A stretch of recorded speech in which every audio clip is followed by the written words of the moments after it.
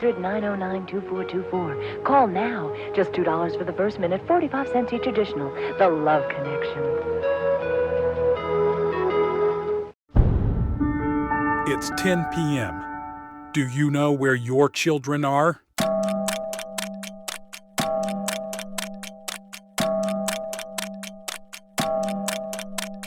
WKGF presents The Witching Hour with Max Thorne.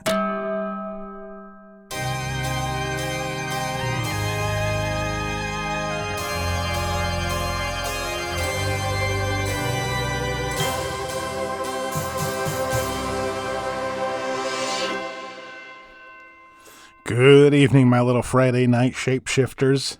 Max Thorne here, back with another edition of The Witching Hour. Hope everyone had a good Thanksgiving. I know it's a massive downgrade from Halloween, but the day can still be fun, I guess. I've never really cared for it. I've never been one for turkey and all that other stuff, so I usually end up eating some mashed potatoes and wishing I could order Domino's. But whatever. Hopefully everyone out there in Radio Land had a good one. Tessa, you too. Hope no one had any arguments with drunk uncles or whatever else families are up to these days. All right. Well, no point in stalling. Back to the gigantic elephant in the room. If you remember last week, we had a couple of calls from people who knew Bill Lawson, and I took everything they told me and tried to come up with something. And while it may sound a bit outlandish, it could still be plausible. Please know that this is not what the show is going to be going forward. I want to get back to normal so badly, but I just can't risk anyone else getting hurt. So I'm going to try to split my time between this psychopath and our normal show in hopes of ending this once and for all, or at least keeping everyone safe. So, if you remember, we spoke to the former manager of the Radio Shack where Bill Lawson worked last week, and he said Bill was constantly tinkering with things, including his new and improved, updated frequency scrambler. Now, at the time I talked to this guy, a frequency scrambler meant nothing to me. I thought it was what the cable company used to stop me from getting free HBO and the Spice Channel. But no. So again, meant nothing to me. That was until my new producer, Tessa, discovered that Grace has a hum. A literal sound emits from her that can't be heard unless it's recorded or at least heard through speakers and sound levels and frequencies are played with. She found this out by messing with the original interview tape with Grace from 1985, and again on the recording from the night she called and things went bad. Now, that hum started faint and was only coming through her end of the phone, which makes sense, but hear me out. Here's a real shocker. Our very own Tessa the Teenage Witch found the hum on the call from the bartender over in London who said she saw Grace in her pub and saw the aftermath of her killings. The hum was on the recording, which means, are you ready for this? It means that Grace was near the bartender during the bartender's call to us. Tess said she was probably on the same street, or maybe in the same building, or maybe just outside of whatever building the bartender was calling from. So, what the hell does this mean? This means that Grace has her very own tracker attached to her. When she is nearby, there is a hum. That also means the bartender was right and it was Grace. Not that we had any doubt about that, but it just proves that where there is a hum, there is a Grace. Now, How can that help us? I don't know. But it seems important, right? And more importantly, does she know about this hum? I'm guessing she does, and I'm guessing she uses it to kill, like we came up with last weekend. Her hum can be used like a gun, aimed at her target without even having to be on the same continent. As long as there is a way to transfer the sound, there is a way for Grace to kill. Are you with me so far? I know this all seems ridiculous, and I'm not even totally sure it's real, but it fits. How is this going to get me closer to her? No idea. Maybe it'll come to me soon, but right now I'm just as confused as anyone else. Now, let's move back to Bill, Grace's husband, who was working on an updated frequency scrambler. Now, what is a frequency scrambler, you ask? Well, I'm no engineer, and I can barely set the time on my microwave. But I did do a little research and came up with that frequency scrambler isn't so much about stopping sound as it is making that sound hard to recognize. So let's say, if one clear tone travels far enough, someone is going to notice it. But if you break that tone up and smear it and delay it or fold it into the background like you're mixing up a batch of chocolate chip cookies, then it becomes something else, something part of the noise of life. So I think that is what Bill was working on. But why? Who in the world would need something like that? Well, remember who he was married to? Was Bill making a frequency scrambler to keep Grace's habits at bay?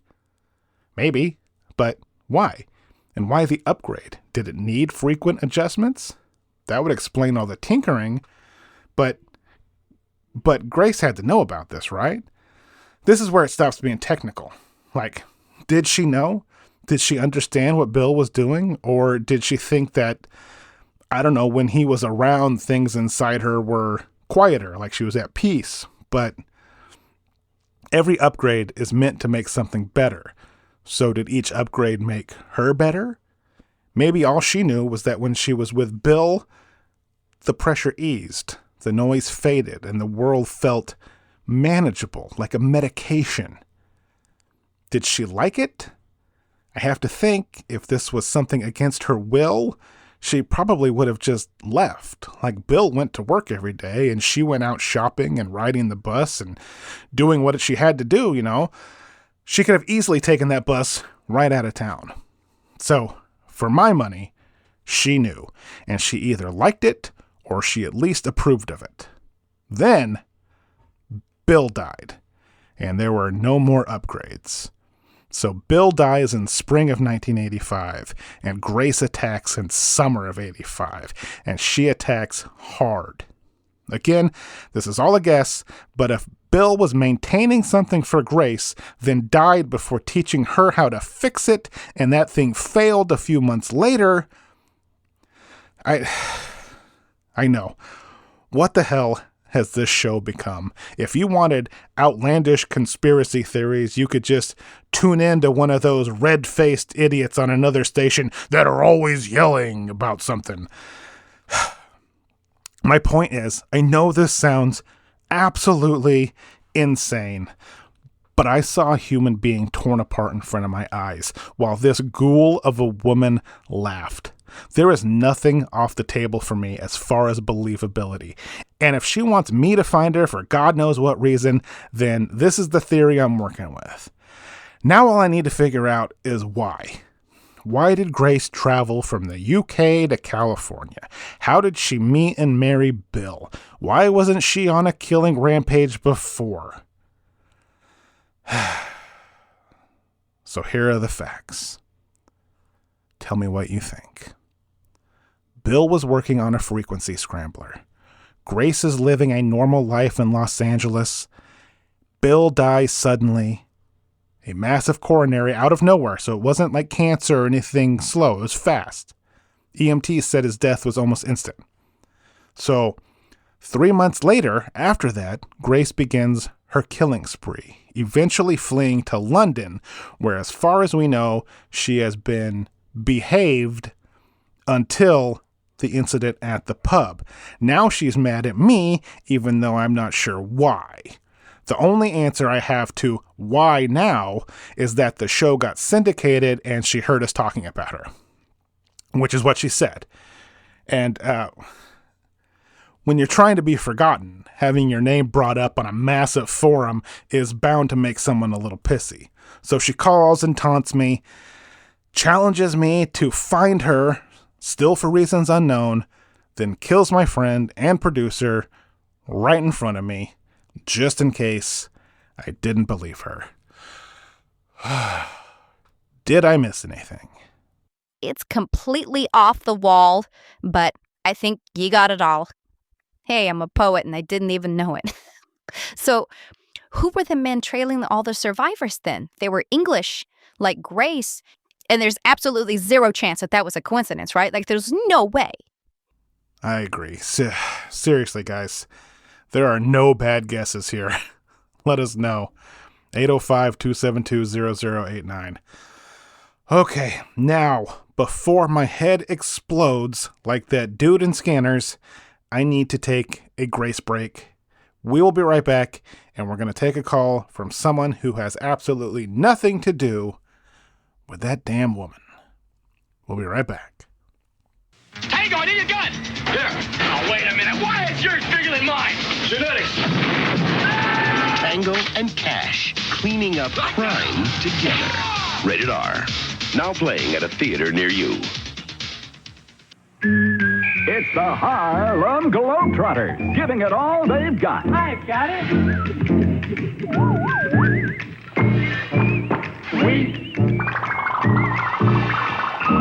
Who got it? I've got it.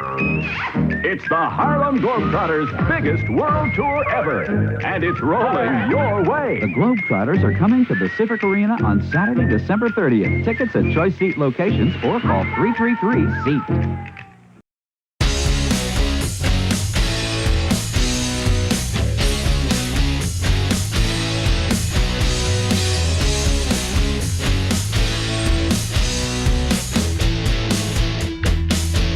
Back. Never in my life have I wished for a longer commercial break. Tessa and I played around with that recording of the incident, and we did find something. It's faint, and we still can't isolate it properly, which in itself is weird enough, but there is definite distortion buried under the hum. And we have to be careful here because we're not sure what we're dealing with yet. But it's only during Ricky's demise and nowhere before or after on the emergency signal that followed or anything. So stay tuned. We're going to figure it out, make sure it's safe. Then we'll report back. It may be a big old pile of nothing, but who knows? All right, let's hit the phone lines. Tessa, grab me someone who has nothing to do with you-know-who. Jonah on 1. You are live on the air with Max Thorne in the Witching Hour. What do you got? Hey, Max. Thanks for taking my call. I'm glad you're still here. You doing okay? I'm taking it day by day, bud. Thanks for asking. What's on your mind? I just wanted to see what you think about something that happened to me this past summer. Oh, the good old days. Take me back, right? Yeah, believe me. Go ahead, Jonah. Can't wait to hear it. Okay, so for the past 3 summers, I've been working at the public pool in my neighborhood, or I guess at the rec center as a whole. But I was good with the pool chemicals and stuff, so they always put me in charge of that. That was always my main focus, along with lifeguarding on really busy days. It was 5 nights a week, because a lot of nasty stuff happens in that water with 100 kids swimming in it every day. I really enjoyed it because I'd always have Friday and Saturday nights off. And if something else came up, I could really hustle and, get my work done and leave early. Not important. Anyway, the shift is basically 4 p.m. till midnight, and I am the last one to leave at night. Anyway, sorry, my point is, I enjoyed the job. I liked being in the building when no one else was there, you know? I like how dimly lit and lifeless it was at night, especially after hearing all those kids every afternoon. It was quiet, but there were still sounds, you know, like a hum of this and a rattle of that, almost like the room was trying to hold its breath. Yeah, I know those sounds well. Yeah. So, one night, July 5th, I'm doing all of my indoor stuff before I go out to the pool. There was a big birthday party that day, and the holiday week, you know, so it was trashed. So I stayed and cleaned and did all of my indoor work first just to get it over and done with, you know. So by the time I get out to do all the pool stuff, it's like 10:30. It's pitch black, and I go to the shed to get all my stuff out. And when I turn back to the pool, there's a girl there. Like in the water at the far end. And she looked about my age, you know, 19, 20. So I'm like, come on, pool's closed. You know, not the first time I've caught girls sneaking into the pool at night, you know. But she doesn't say anything. She's just there, like perfectly still, like she's standing, but it's not the shallow end, if that makes sense. You know, You know that uneasy feeling you get when you see something that doesn't quite seem right, and you can just choose to ignore it and make yourself feel better, or you can't. I'm sorry, I forgot who I was talking to. So anyway, I wave my hand and I'm like, "Hello, pool's closed." Did she say anything? Yeah. She said hi, like it was totally normal for her to be there. What'd you say? I mean, I said hi back. Then she said, "My name is Kinsey." So I said, "I'm Jonah." And I walked towards her. I mean, at this point now, it's a cute girl in the pool who's talking to me, you know? I dig. So I go over and she asks me what I'm doing. And I'm like, "Just working." Then I ask what she's doing. And she just shakes her head and says, "I don't know." And I'm like, "You don't know? You snuck into the pool after hours. You have to know what you're doing." And she says, "I didn't sneak in." So now things are getting weird for me, right?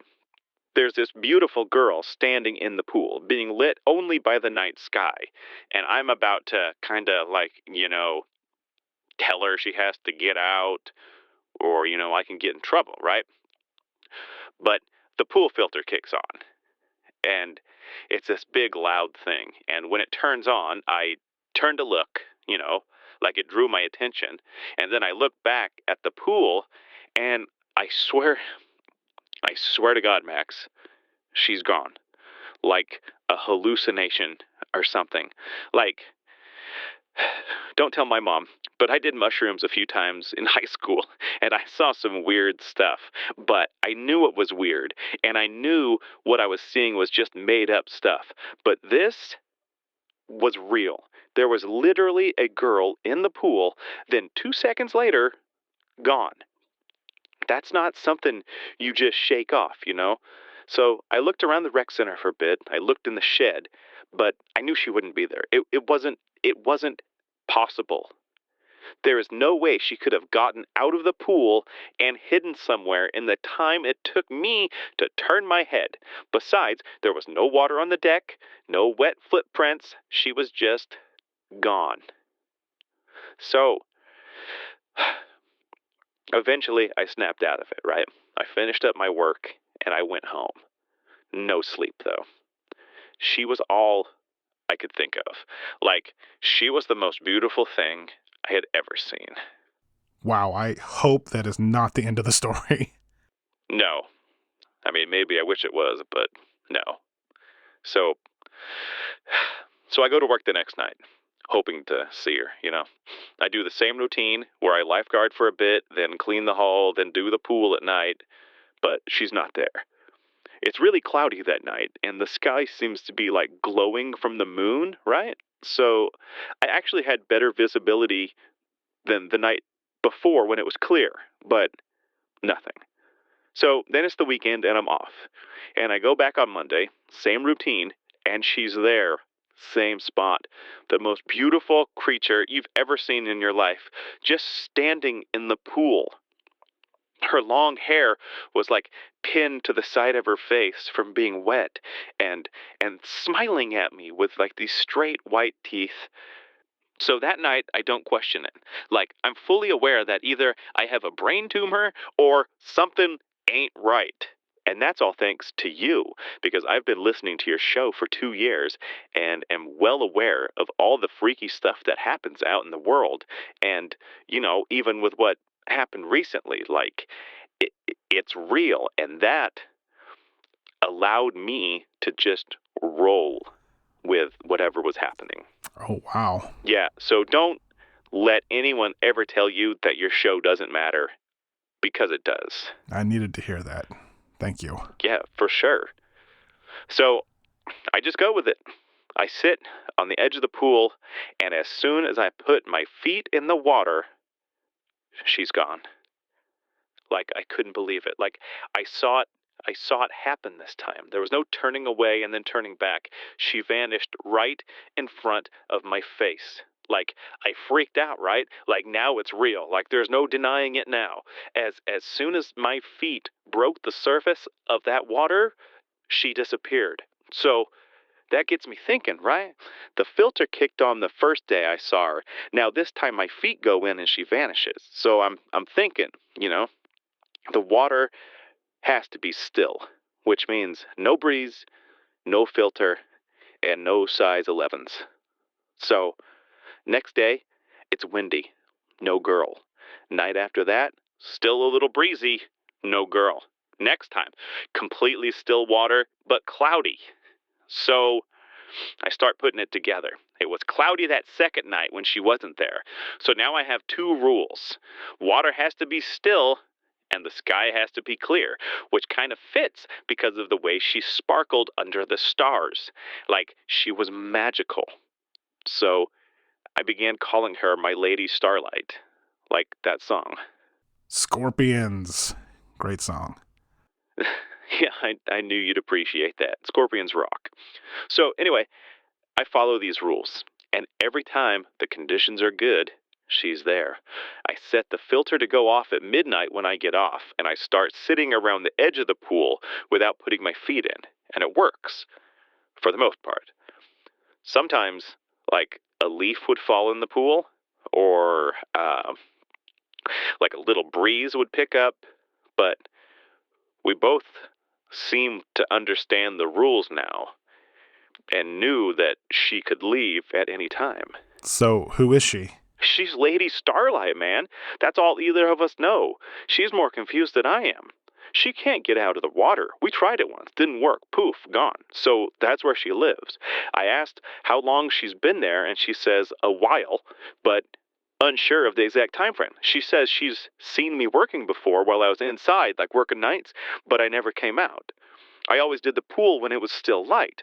Look, I know this sounds absolutely insane. I get it, man. I get it. But if there was one person out there that will believe me, it's you. I got you, buddy. So I keep going every night where the conditions are right, I tell her about music I like. I even start bringing my old ghetto blaster so she can listen. I tell her about movies I've watched lately. And one night, I wheel out the rec room TV and run an extension cord out near the pool, and we watch a few movies. It's like she's an alien or something. Everything is so new to her. And it's funny because she can move around in the water and not disturb it at all, like not a ripple. She can even rest her arms on the cement and not leave any water.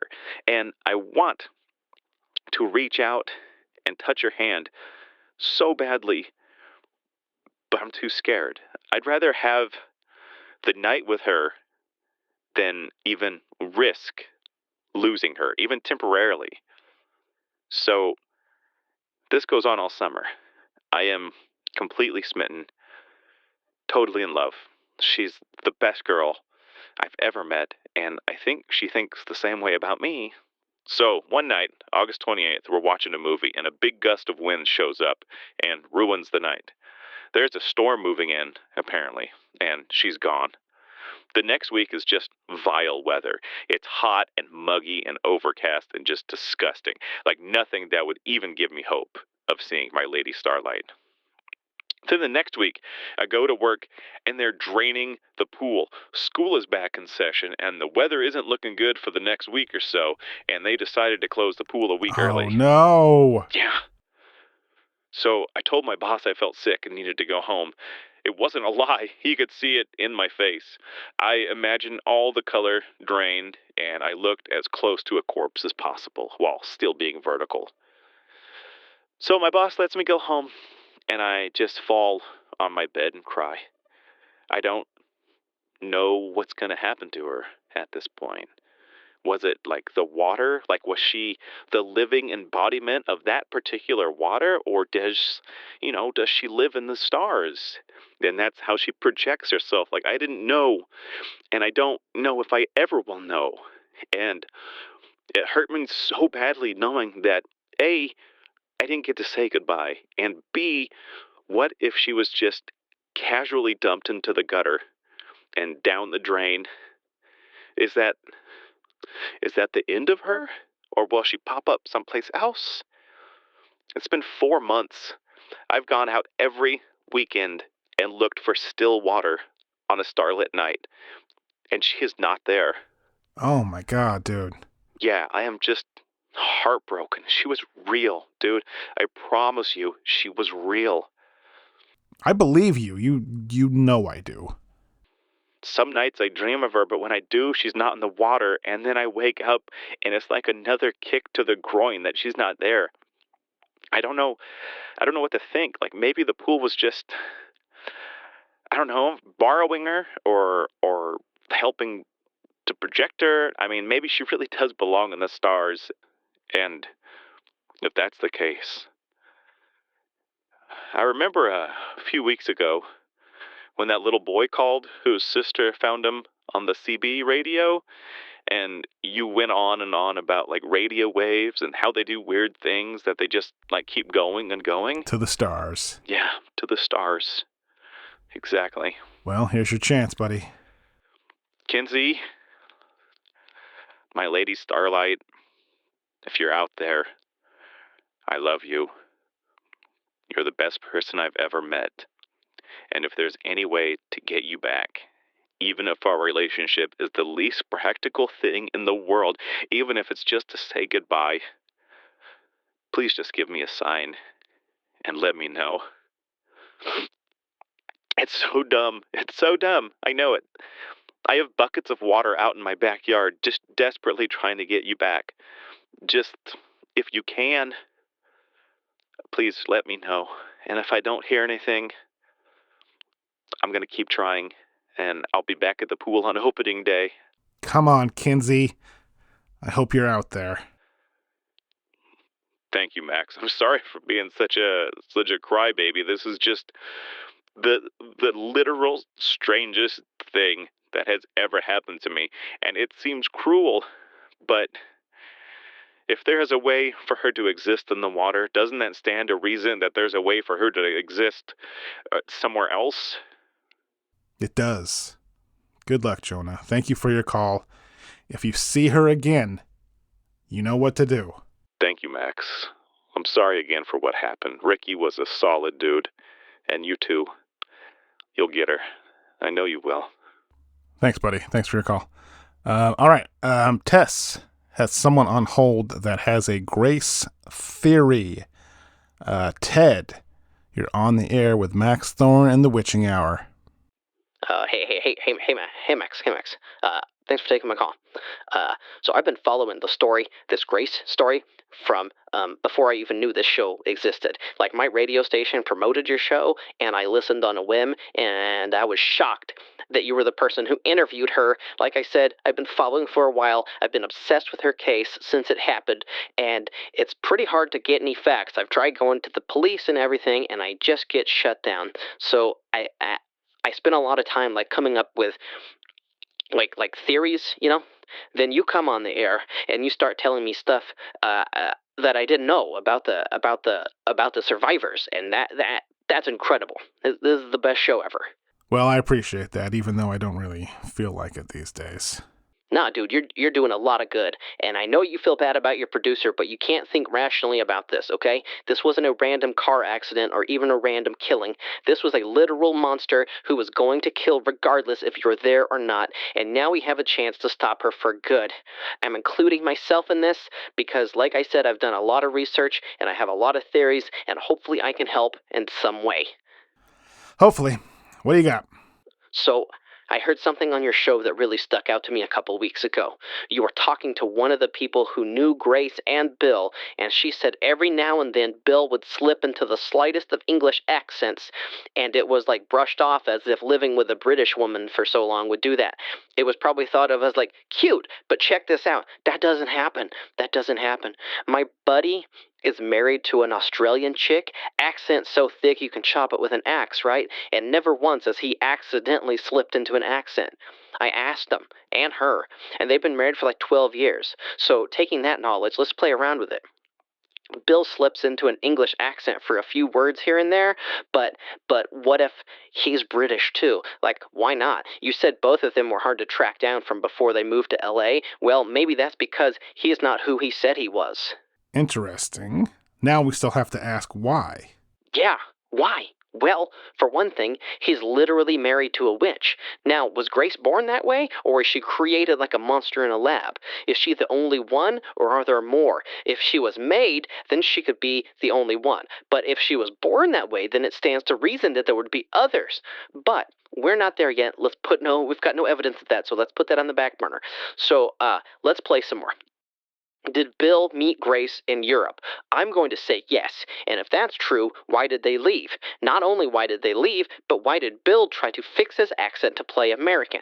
In my notes, I have hiding, but you'd think he'd be hiding from Grace, but that's obviously not it. So, what do you think? Well, if he's not hiding from Grace, then that would mean he was hiding Grace.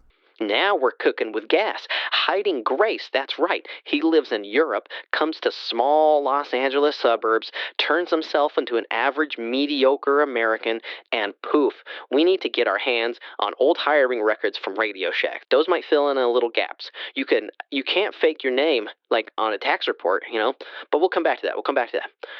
So, I don't think Grace is her real name either, obviously. Goes without saying, and who knows what Bill's name is. But let's get back to the British spies that were poking around the survivors. Like, what the hell is that all about? You know what that sounds like? That sounds like people that are like searching for Grace. It sounds like people that are searching for Grace and are pretty much out of clues. They're out of clues, man. That's the only reason. Her victims all appeared to be random, and she would have no reason to return to the family members. But I think these guys are just out of ideas. All they know is that she made her way to the States. So who are they? I'm going to assume British government, or at least a branch of the British government.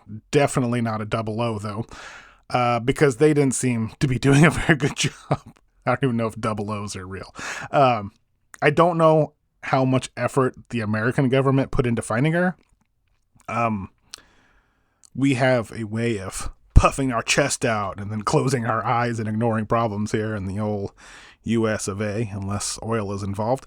So once Grace vanished, they probably gave it a few weeks, then called it quits. We already knew someone tried to cover up the first couple of murders. Then when things got out of hand, they dropped all that together and invented a serial killer. Whether they knew what they were dealing with or not is, up for debate. They know. Of course they know. What other reason would they have to cover up that one guy's murder with a fire or whatever it was? People are murdered every day. They knew something was different about this one. And then wild animal attacks? That's like they're not even trying. No, you're 100% right. My brain is just My brain's a little fried. It's okay. That's why you've got listeners to help out. You were doing a timeline earlier, so how about this timeline? I worked up. Grace is in Europe doing something. We have to assume it's government related. Was she chained up, locked in a cage, or was she being used? That would make a pretty powerful weapon, and governments have been known to, well, they didn't start building bombs. They started with people, You go back far enough, you can find evidence of them manipulating the human race, like chemicals, radiation, sleep deprivation, whole towns exposed just to see what happened. My radio station played a commercial for your show over the summer, and one of the guys was talking about everyone waking up at the same time early in the morning, and the people that were already awake got headaches. That's the kind of stuff I'm talking about. You can write it off as me being a conspiracy theorist, but if anything deserves a conspiracy theory, it's this, man. You saw it with your own eyes. No, man, trust me, I am open to anything. And you're surprisingly making a lot of sense. Yeah, so if none of these little experiments work or the science plateaus, you look for something that is already breaking the rules of what is known. Sure sounds like our girl. Our girl, that's right. Think about it. If you find someone who can do something impossible, something you can't replicate in a lab, you don't kill them, you keep them, you contain them, you study, and you see how they can benefit you. Yeah, and it benefits them by being able to aim her at their enemies. Exactly. You aim them at your enemies because at the end of the day, everything boils down to the almighty dollar. It's an interesting theory. I'm not gonna lie. I will definitely give you that. But it's just a leap, though, right? It might be, but it's a leap that makes sense. It's a leap that puts all the puzzle pieces in place. They've done this before. They've dosed soldiers with God knows what. They've experimented on disabled people. They've strapped psychics into chairs and shot electricity into their brain, and that's just the stuff we know about. So if something like Grace exists, and we know that it does, she would be the one that worked. But she got loose. So your theory is that someone was controlling her. Or containing her, or at least trying to. She obviously got away, probably with help from big Mr. American Bill, but here's the thing. You don't just throw someone like that in a cell. That won't work. You need systems, you need protocol, you need devices. Like frequency scramblers. Now you're getting it.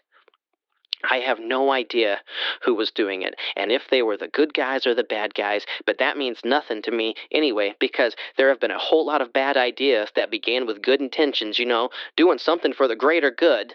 And then when it doesn't exactly work out... Then you've got one pissed off British woman who you can't shut down. You can tighten your grip, but it's like holding sand. The harder you squeeze, the more she gets away. Man, this is an awful lot of assuming, though. Well, that's all we can do is assume. She said you could have help finding her. We just couldn't actually look for her. Open up the phone lines, see if someone else has something different. I'm open to it. But my theory holds some weight. And here is something that's even scarier.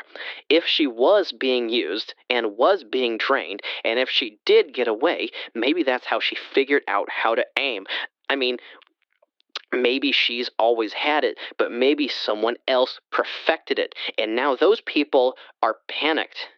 It makes sense, but let me slow it down for a minute. I don't disagree with the idea that the governments experiment. I've said that before, and history is not exactly subtle about it. But the thing that doesn't work for me yet is intent. What you're talking about, like weapons designed to be aimed. But Grace doesn't feel like that to me. I mean, okay, let me back up. Bill Lawson didn't seem like a man building a trigger. The people who knew him would probably agree with that. He was competent, and I think he was trying to reduce damage. What he was working on, these frequency scramblers, they didn't amplify anything. They don't focus power. They do the exact opposite. They break it up. Yeah, because he was hiding her. But was he? If we're assuming we're right about everything, he skipped continents, faked an American accent, but let Grace keep hers? That seems sloppy. Well, there's only one way to find that out. How's that? You're going to have to ask her. Oh, boy. Okay, well, Ted, you have certainly given us a lot to think about. man, thanks for not brushing me off. I appreciate that. Can I tell you about the time I was probed by aliens?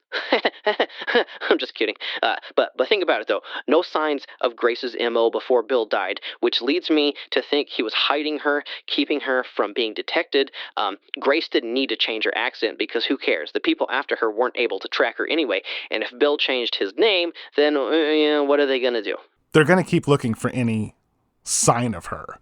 And when there is, they're going to stalk her victims, the families, and see if she shows back up. But why let herself be brought in by the police and play all innocent and then basically confess to me? I was a nobody, dude. It doesn't make any sense. And from what I've gathered, she seemed to love her husband. Hey guys, sorry for butting in. Can I take a guess here?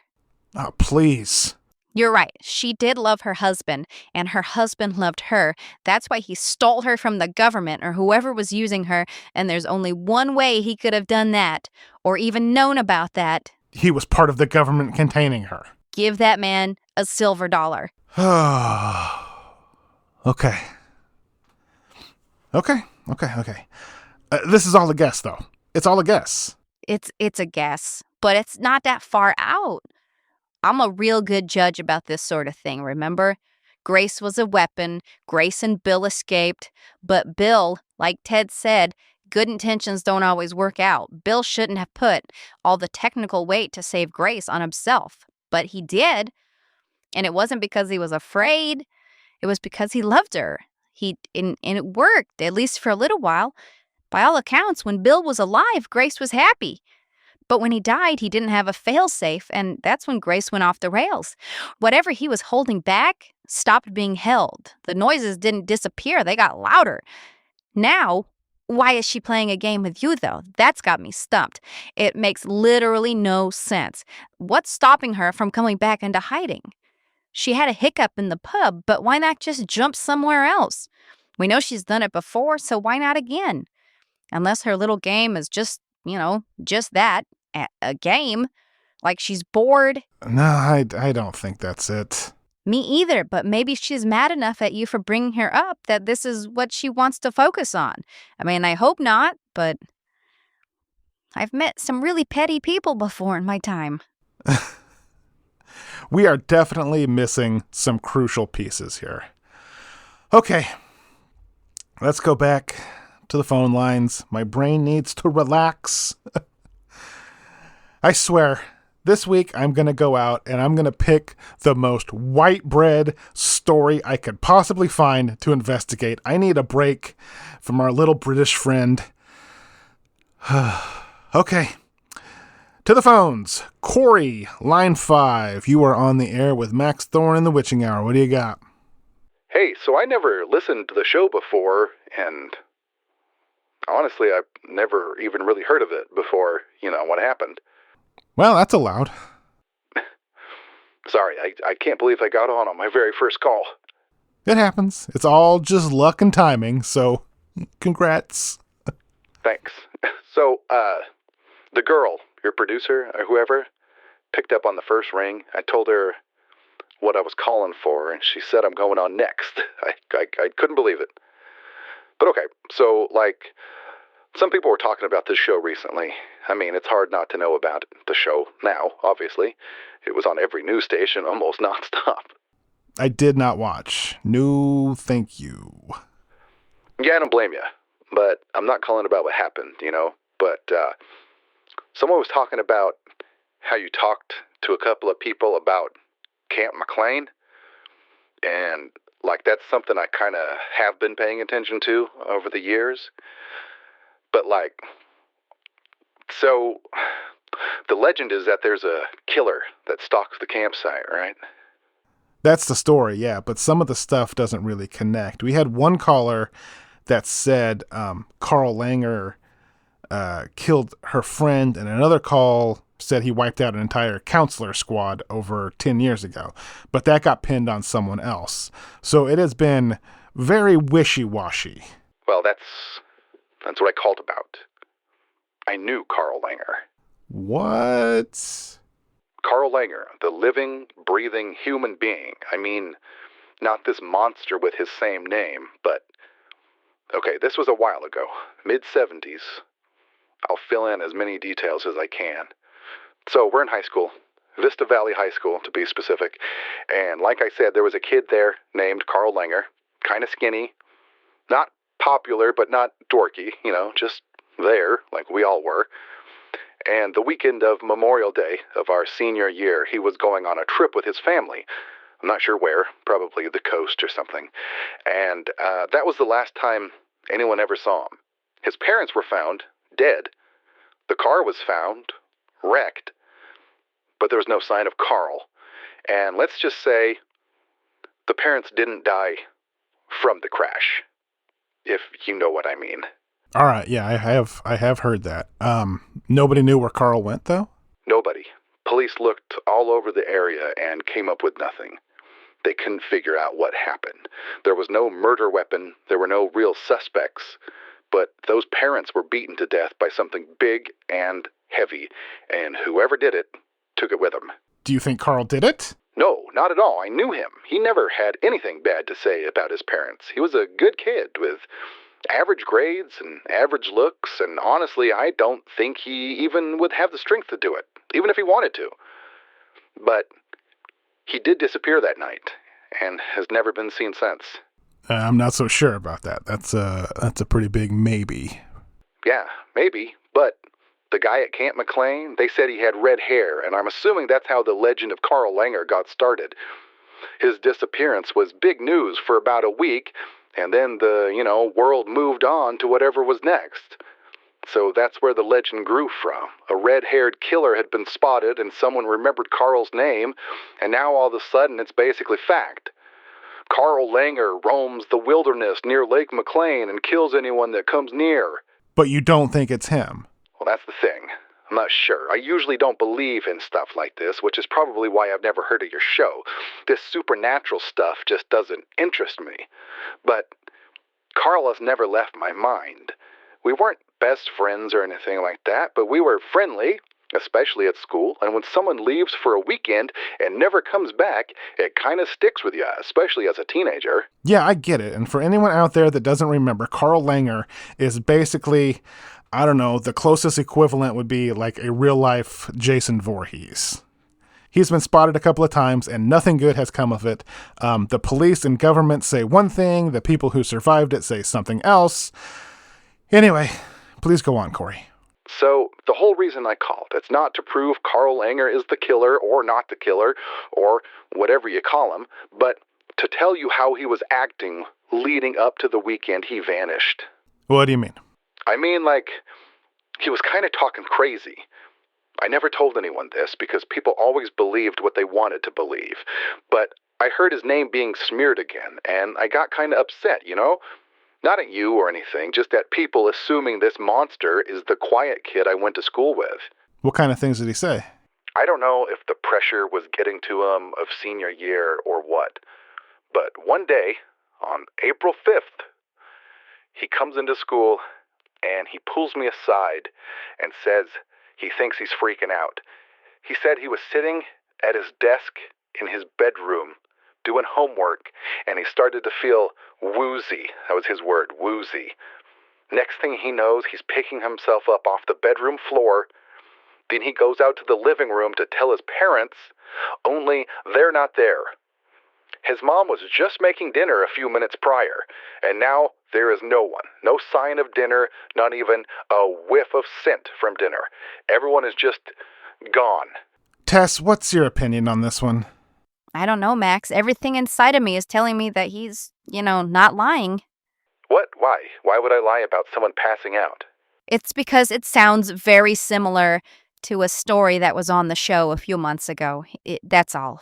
Someone passing out? Something like that. But if you're telling the truth, then go on.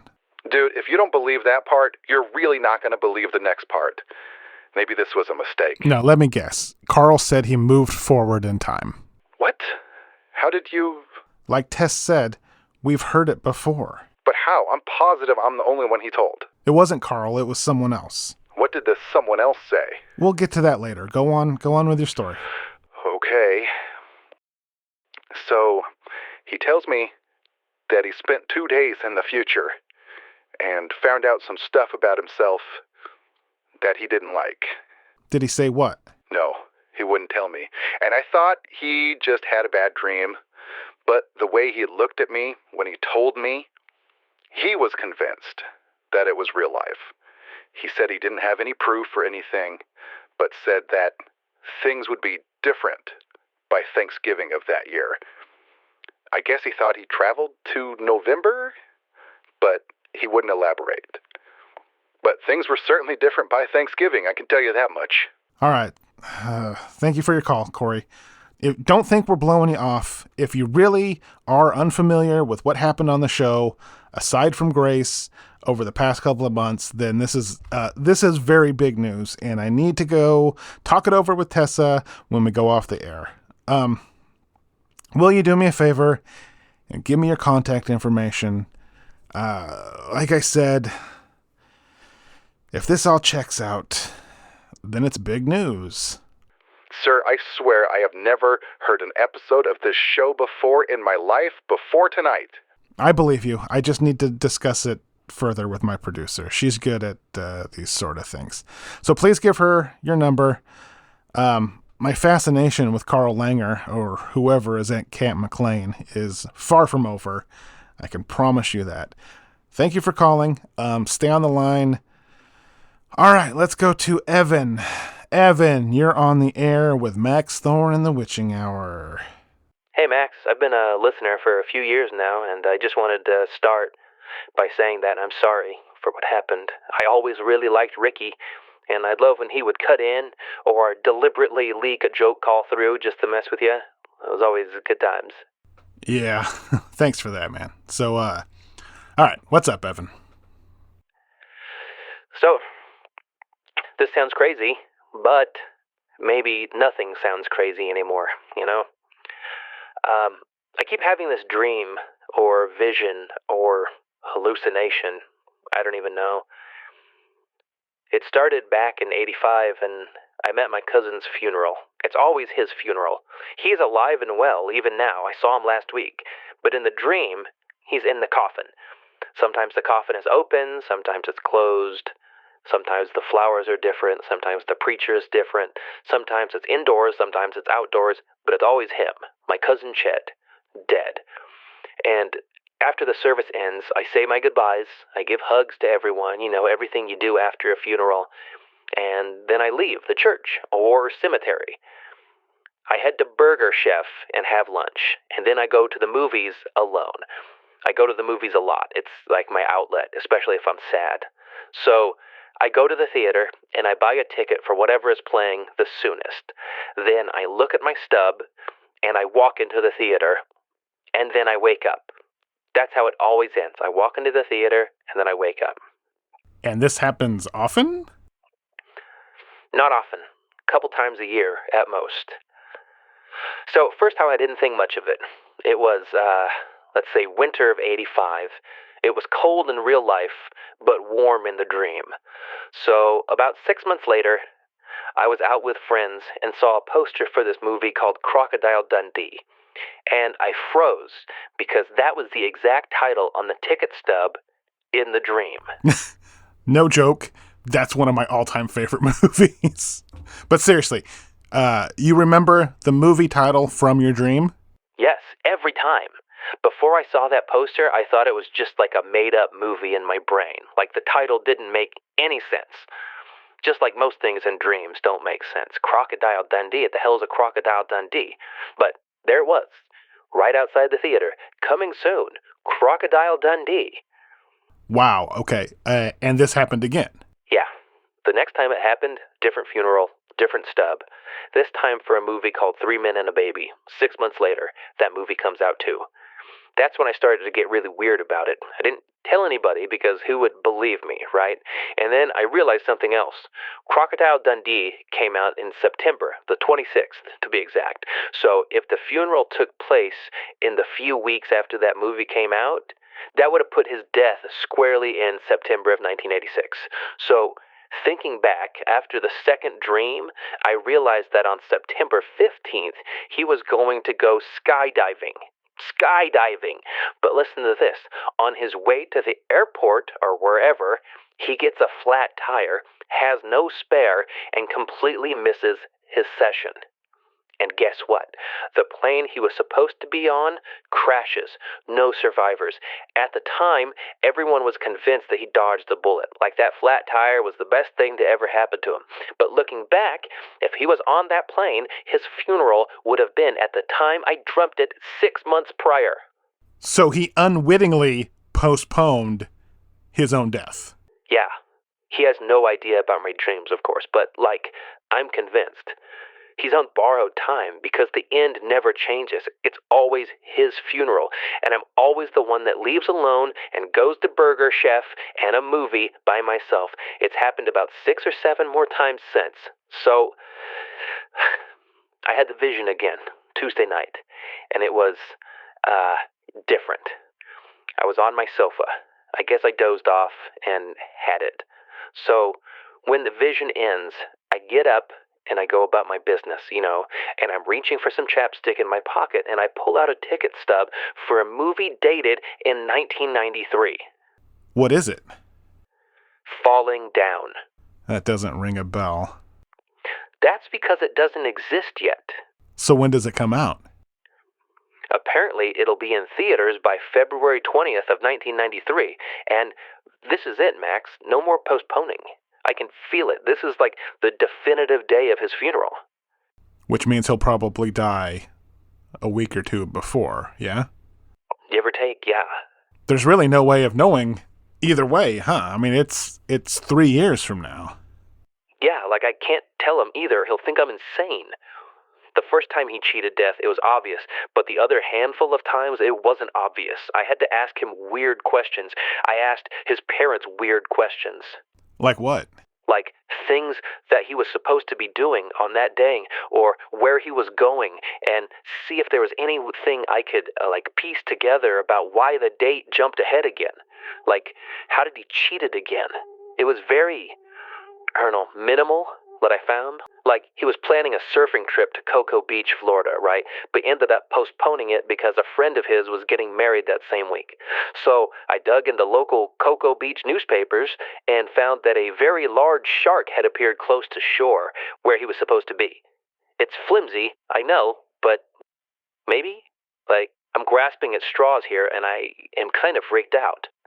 This all sounds very familiar. Even our previous caller and our Carrie White, who are all catching glimpses of the future, but for seemingly different reasons. I don't know. I mean, if this is all real, and that means your cousin has, a little over 3 years left? What did you say the movie was called again? Falling Down. I mean, I guess, okay, hold on to the stub, put it someplace very safe. And if you start seeing previews for a movie called Falling Down, probably towards the end of 92, I mean, tell your cousin, show him the stub, and see if you can convince him to, play it safe. I mean, I don't really know what else to do. Yeah, neither. I don't think there's anything any of us can do. I mean, I was really just looking for someone to believe me and not think I'm crazy. So, for that, I appreciate this. No, after Carrie White and the earthquake, I am a firm believer in time hopping. Evan, if I'm still alive in 93, or if anything new develops, please give me a call. Man. I will. Thank you, Max. Thank you, Tessa. Thank you for your call. Appreciate it. All right, well, that's all for this week. That's all my poor heart can handle. I swear I'm going out on the most ridiculous investigation I can find this week. I need a palate cleanser. Okay, if you have any news or updates or theories about what is happening in the world of grace, leave me a message. 805-272-0089. Tell me what you think. As for me, I'm gonna go home and collapse. I literally set my VCR to to record TGIF tonight. So that is what I will be watching. Nothing bad ever happens on TGIF. All right, well, I will be back next week with the most boring and uneventful story imaginable. I promise. I'll see you then, Thorny Axe. Stay safe.